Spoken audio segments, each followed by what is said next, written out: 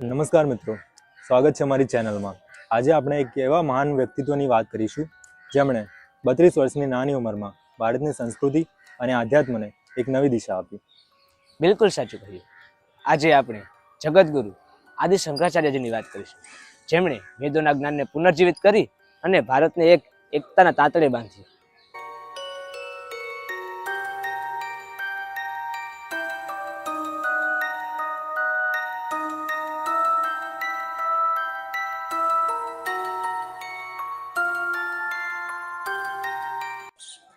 તો ચાલો જાણીએ આપણે તેમના જીવન, તેમના દર્શન અને તેમને કરેલા અદ્ભુત કાર્ય વિશે.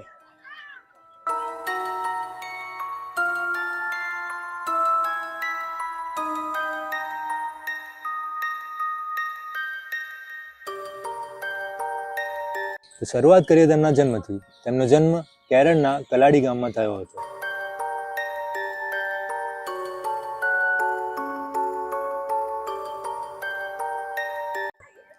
એવું કહેવાય છે કે તેઓ બાળપણથી જ તેજસ્વી હતા.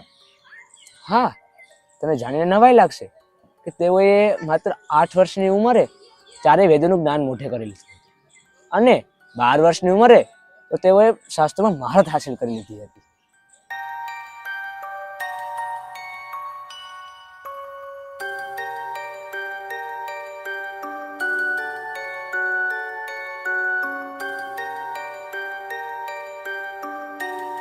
બાપ રે, 8 વર્ષની ઉંમરે વેદોનું જ્ઞાન!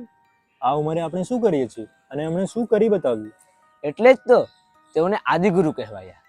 બાળપણની ઉંમરમાં જ તેઓએ સંન્યાસ લેવાનો નિર્ણય કર્યો અને નર્મદા નદીના કિનારે તેઓને ગુરુ ગોવિંદ ભગવતપાદ મળ્યા.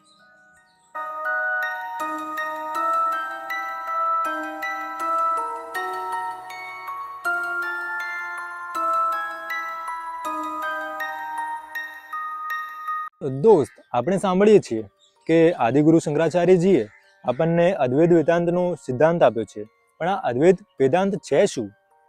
ખૂબ સારો પ્રશ્ન છે. ટૂંકમાં કહું તો અદ્વૈત વેદાંત એટલે જે બે નથી તે જે એક જ છે, એટલે આત્મા અને પરમાત્મા અલગ નથી, તે મને એક જ છે.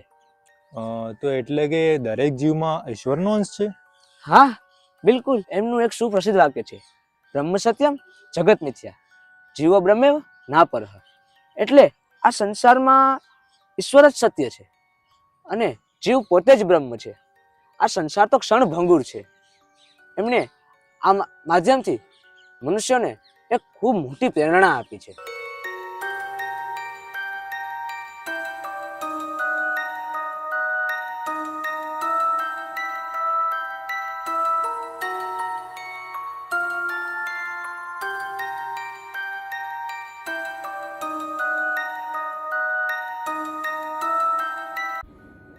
તેમનું સૌથી મોટું યોગદાન હોય તો તે છે ભારતની એકતામાં.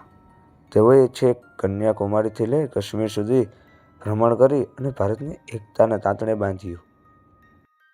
પગપાળા? હા, એટલું જ નહીં, તેઓએ ભારતમાં ભ્રમણ કરી અને 4 અલગ અલગ મઠોની સ્થાપના કરી. પૂર્વમાં ગોવર્ધન, પશ્ચિમમાં શારદા, ઉત્તરમાં જ્યોતિર્મઠ અને દક્ષિણની વાત કરું તો શૃંગેરી. આ 4 મઠોની સ્થાપના કરી.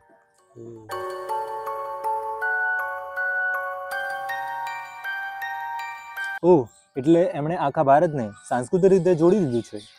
તો આપણે જે 4 ધામની યાત્રા કરીએ છીએ એમાં પણ એમનો મોટો ફાળો છે ને? હા, ચોક્કસ.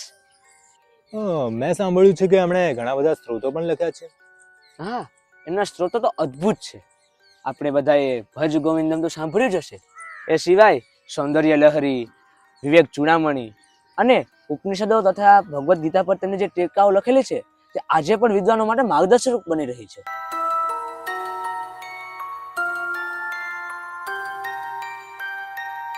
બત્રીસ વર્ષના ટૂંકા જીવનમાં આટલું મહાન કામ કરવું એ કોઈ સામાન્ય મનુષ્યનું કામ નથી. તો મિત્રો, આદિગુરુ શંકરાચાર્યનું જીવન આપણને પ્રેરણા આપે છે કે જ્ઞાન અને સાધનાથી આપણે પણ ઉચ્ચ લક્ષ્યો પ્રાપ્ત કરી શકીએ છીએ.